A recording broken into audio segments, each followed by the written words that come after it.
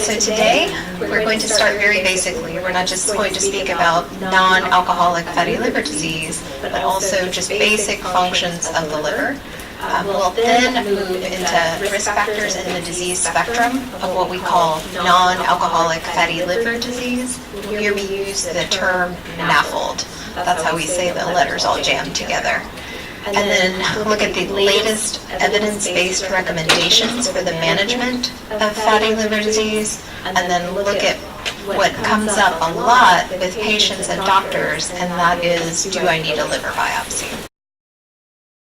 Okay, so this is just not to intimidate anybody, but it just tells me if you've heard a little bit about this disease process. So what percentage of adults in the United States are thought to have fatty liver disease? That's the non-alcohol related form.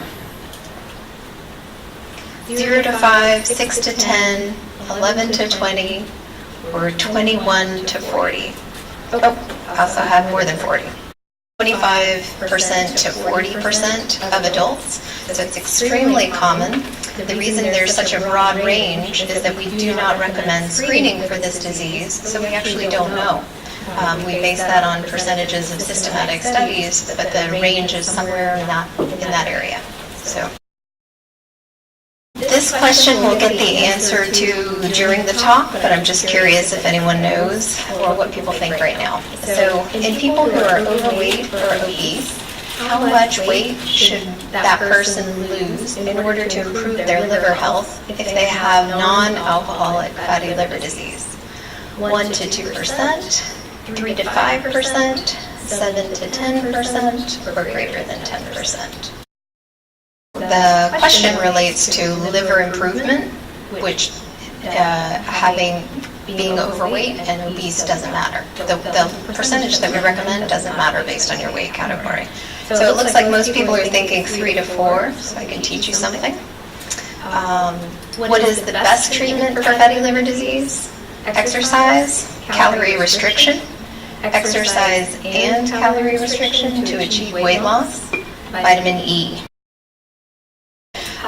For liver basics, what are some basic functions of the liver? So this is going to be difficult because the answers populate before I get to the slide in Spanish. What does the liver do? The laboratory of the body, that's a good one. Reduces red blood cells. Reduces red blood cells. Okay, we'll talk about that. Produce bile, that's correct. Aids digestion. Aids digestion. That's a good general way to think about it. In the laboratory of the body. What else? Coagulation. That's exactly right. I think that might be what you were talking about with blood cells. So the liver breaks down nutrients in food. It metabolizes every single drug that you put in your body.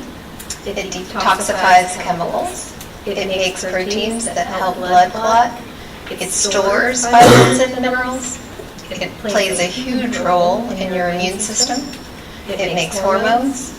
And it has about 495 other jobs too, some of which we're still trying to figure out.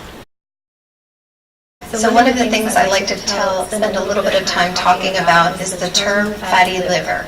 That is a very general term, and there's many things that lead to the process of storage of fat in the liver. There are two basic ones. One is alcohol. So drinking significantly will increase the amount of fat in your liver. The other is this form of disease called non-alcoholic fatty liver disease. The majority of what we will talk about today is the non-alcoholic fatty liver disease, but I don't want you to think that all fatty liver disease is non-alcoholic. The biggest risk factor for fatty liver disease is drinking too much alcohol. 2016, Newsweek interviewed several of us in the New York City region, 2 people from Colombia, and this is not the patient that they interviewed, it's a stock picture, but they interviewed one of our patients that was in a clinical trial. And the reason I bring up this article, forgive me, is because they spent time arguing about how we should treat this disease, either with drugs, pharmaceutical agents, or with lifestyle management, calorie restriction, exercise, lifestyle improvement. The bottom line is that you need both. For individuals who are able to lose weight, we always prefer that. But for individuals who do and still have progressive disease, or individuals who cannot lose weight for various reasons, there is a need to develop medications. Okay, so I'm going to present a case. So we have Diego, who's a 42-year-old man of Mexican ancestry who saw me in clinic. His BMI is 29. Do you know what the term BMI is? Okay. Body mass index. So who's taking notes in the room? I want everyone to know what their height, their weight is, and when you go home, you can Google BMI. And if you don't have access to the internet, someone here could probably help you figure out what your BMI is. It's very easy. It's a ratio of how your weight compares to how tall you are. And we'll talk about what Diego's BMI means. He drinks socially. So what does that mean?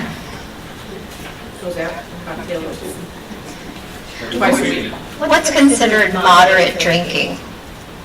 By definition. So the rules are different. So moderate definitions, I won't say rules, are different for women and men. There's discrimination. Yes, the body discriminates. The women need one They used to say 2 for the men, 1 for the women. They used to, Yeah, okay. because I read something recently that's changing. because the women do not have an substance that they... We're not going to talk about the reasons for metabolic differences. That would take us away from the talk, but yes, we can, if there's time, we'll talk about it. So here, 2 and 1, they're both correct, actually. So the questions pertinent to Diego, not Pham, these are not questions to be answered right now. Does he have non-alcoholic fatty liver disease? Should he be concerned? How should he be worked up? That means evaluated by a medical professional. Should he stop drinking alcohol completely? Does he need a liver biopsy? And are cholesterol-lowering medications safe in Diego? So the first thing we want to do, so NAFLD, non-alcoholic fatty liver disease, is the overarching disease. It's broken down into 2 main categories. Simple fatty liver, and then, as I sometimes simplify, angry fatty liver. So the angry fatty liver, only 3 to 5% of people who store fat in their liver develop inflammation, scarring, and cirrhosis, or end-stage liver disease. A very small percentage. However, because 25 to 45% of the population has fatty liver disease, 3 to 5% is millions of people. So it's a big deal, okay? Simple fatty liver, I'll show you pictures. It looks, this may sound a little gross, like when you cut open an animal and there's chicken fat. That's what it looks like. There's yellow fat storage in the liver. For NASH, there's fat storage plus inflammation plus the possibility of developing scar. The normal liver looks pink. It's about the consistency of a sponge. Does anyone know where their liver is in their body? I hear right side. Here? No. Here? No, here. Okay, here. So it's right underneath your rib cage. This way, right? Yep. So it's tucked up underneath your ribs, doesn't hang down, usually in people, into their belly. So just to give you an idea, the normal liver is soft like a sponge. Blood flows through it very easily. So the liver cells are being attacked. That's what it looks like. We don't know the reason. We're trying to figure this out. And it may develop scar tissue. Scar tissue in the liver is called fibrosis. There's many types of fibrosis in the body, but in the liver, end-stage scarring is called cirrhosis. The point of this slide is not for you to look at all the different points, but to indicate there are multiple pathways and systems that are being affected with this disease. And we only have known about this disease for about 40 years. Before 40 years ago, we used to accuse people of drinking and lying about it. We didn't know this was a disease. So there is much more to be learned. So one of the quiz questions we had was, or the objectives rather, was what are the risk factors for non-alcoholic fatty liver disease? So there's major, when we say comorbidities in medicine, other diseases that lead to risk for a subsequent disease. And they're ones that are very common. Type 2 diabetes, dyslipidemia means abnormal cholesterol, obesity, metabolic syndrome. So I asked everyone to know their height and their weight so they can calculate something called their BMI. The category for obesity is for people with a BMI over 30. So that's a good thing to know. If your BMI is over 30, you're in the obese category, and that carries certain risks. There are other associations with hypothyroid, so low-functioning thyroid, sleep apnea, and other glandular problems. So what happens to people who have fatty liver disease? What do we need to worry about? Why do we need to learn about this disease? Should we just scare people? Or what's the point of learning that you have fat in your liver or not? So simple steatosis, which we said is the majority of people who have fatty liver disease. Fat is not supposed to be stored in the liver. Fat's supposed to be stored under our skin, in our little fat pockets. So when the liver stores fat, generally the liver does not get hurt. It doesn't lead to scar tissue in the majority of people. That doesn't mean that it doesn't cause other problems. Those people generally go on and develop diabetes. And if we follow them long enough, most of them will have a heart attack or stroke in their lifetime. And that's because the fat in the liver is signaling metabolism problems, overweight, prediabetes, or diabetes. In people, so in individuals who do have the angry fatty liver form, so NASH or NASH with cirrhosis, those are the people that need to see doctors like me, hepatologists, so liver specialists, because they are likely to develop scar tissue, and that it will take a long time, but that may develop chronic liver disease, scar tissue, etc.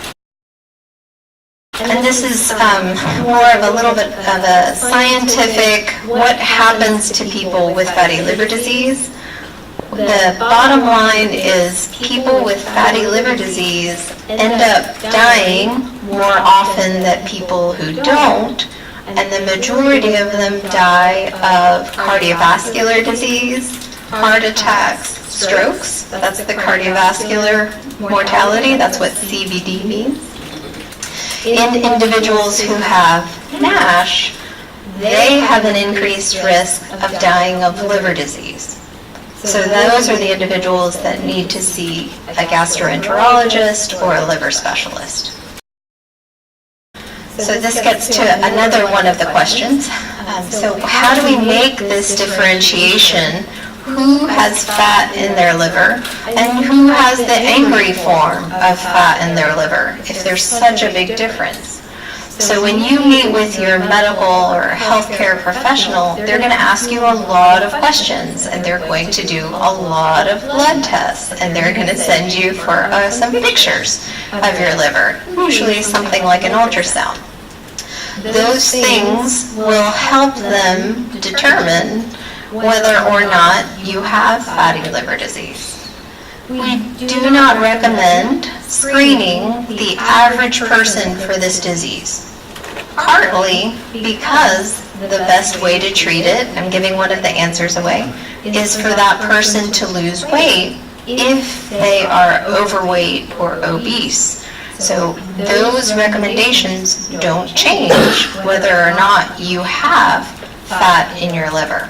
So I just said the only way right now in September 2018 is to determine whether someone has the angry form of fatty liver disease is with a biopsy.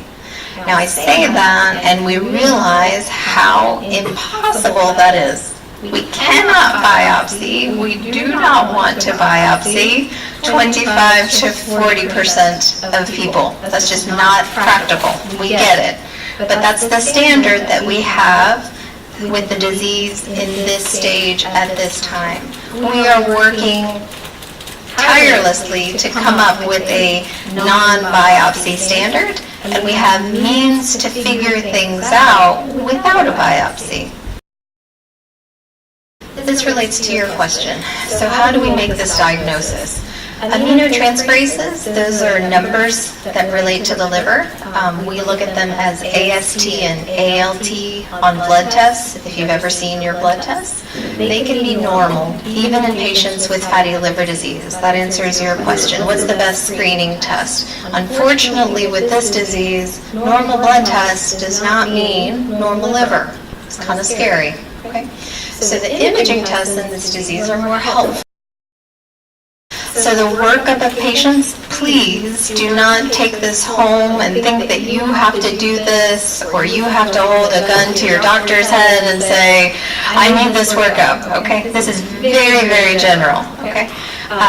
In patients, this is from a talk that I give to other healthcare professionals, not the community. Everybody needs to learn about this because it's a relatively new disease. In patients in whom we suspect that they have fatty liver disease, we have to have a picture of the liver. This is different for the liver community. We used to diagnose alcohol by history and blood tests, hepatitis C simply by a blood test. This requires some sort of picture. We have to be really good at talking to patients, and patients have to be really good and open and safe and honest about their drinking patterns. The majority of people drink more than they feel comfortable disclosing. And that's on the healthcare community to create a safe space where people don't feel judged to talk about their alcohol use. Exclusion of coexisting or competing causes. So other things that could cause abnormal liver tests or fat in the liver. And then the other things that are listed there are other tests that doctors generally will order to make sure, at least as far as we can tell, this looks like straightforward non-alcoholic fatty liver disease and not something else. One of the other 10 to 12 diagnoses that liver specialists are really good at taking care of but are not commonly seen. Okay. Now this is the question that most people come to me scared about. If their doctor has diagnosed them with fatty liver disease and they're seeing me as a specialist and they've Googled and they've read on the internet and they come in scared and anxious that I'm going to tell them they're going to need a biopsy.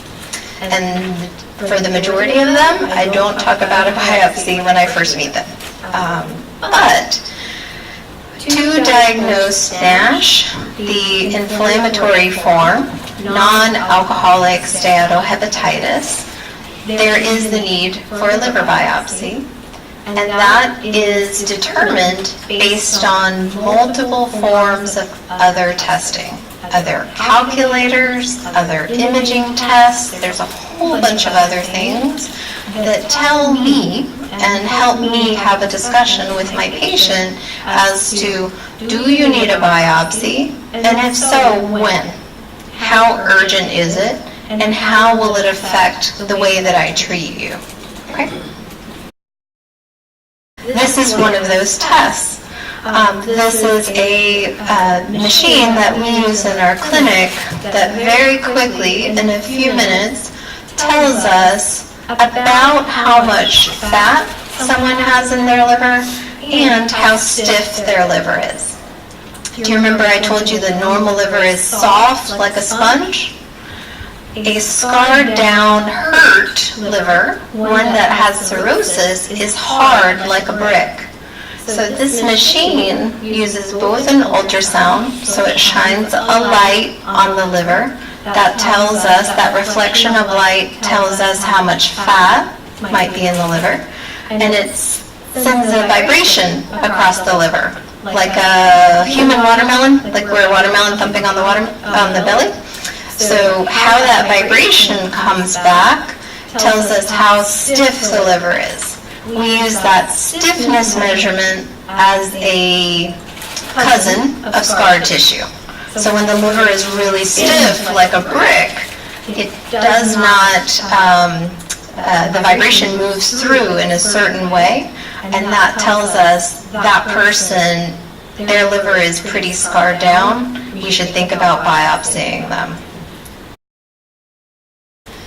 So when we see a patient in the healthcare community with fatty liver disease, we pay a lot of attention. If they have diagnosed NASH, we work a lot on their liver, but we also want their cardiologist, diabetologist, and internist to be very involved in their care, because that inflammatory form of liver disease sometimes gets a lot of attention, but those patients also have risk for heart attacks and strokes. If a patient has simple fatty liver, I don't play a very big role in their health. I let their endocrinologist help treat their diabetes, and I try to convince them to lose weight to decrease their over cardiovascular risk.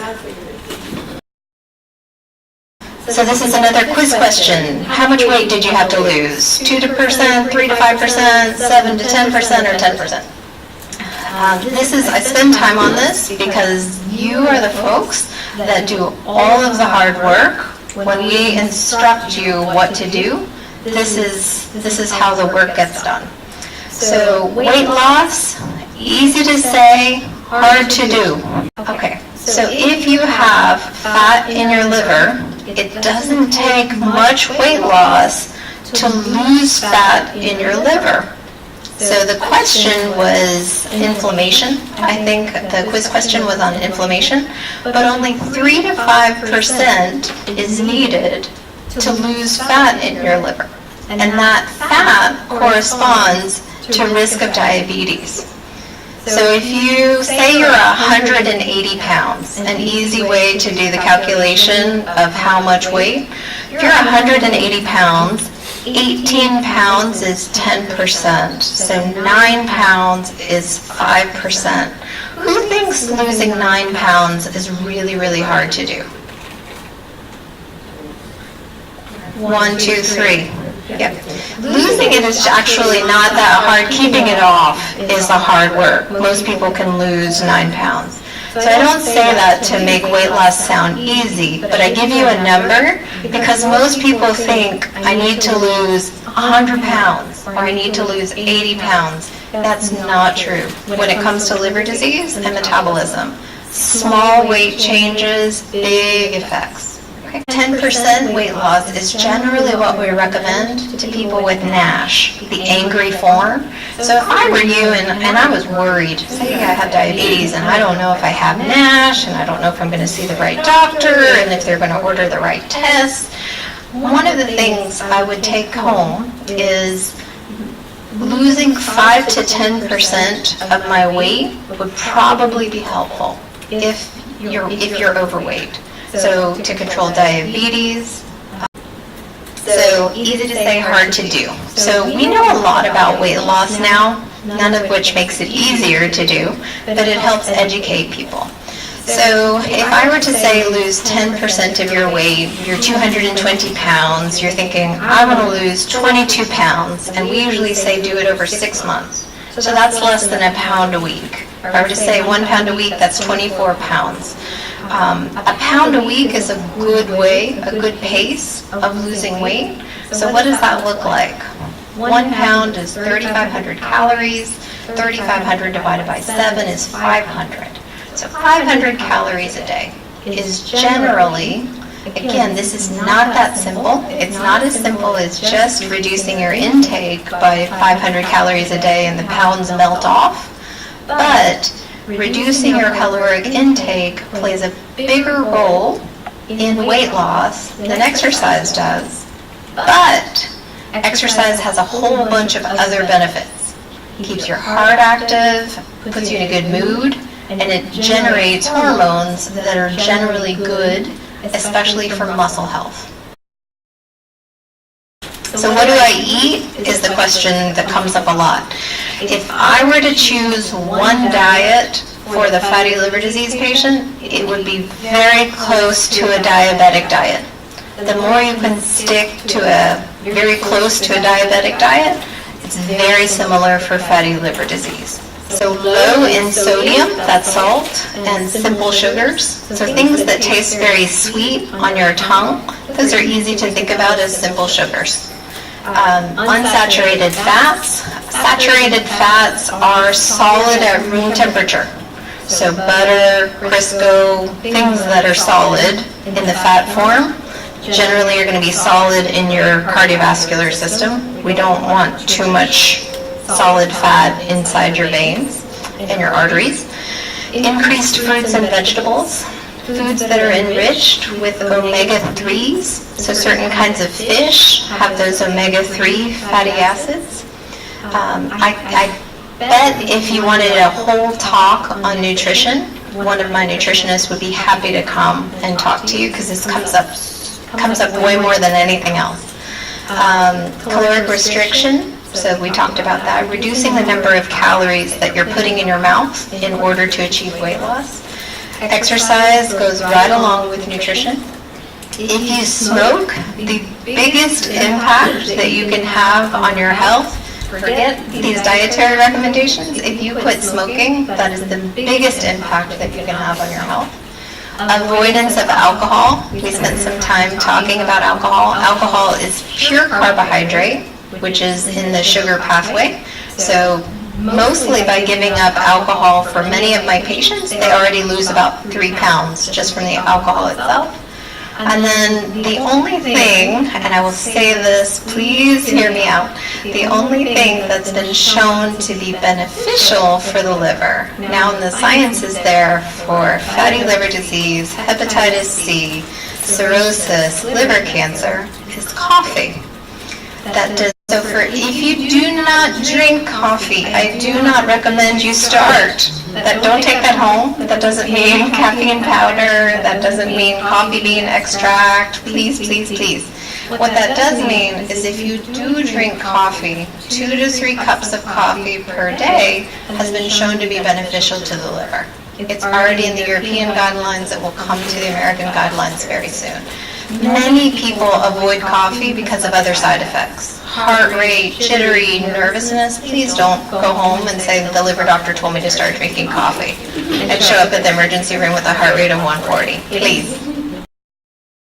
A simple thing that we tell all of our patients who have prediabetes, which is very common with fatty liver disease, is switch everything white to brown. White bread, white rice, white pasta, white tortillas, all those things that make multigrain in some way change it. Brown rice. And people who are overweight or obese, how much weight should they lose to improve their liver health? So that's a vague question. I left it vague. 3 to 5% for pure fat, 7 to 10% if they have NASH. And the best treatment for fatty liver, everyone got this right. Number 3, exercise and caloric restriction to achieve weight loss.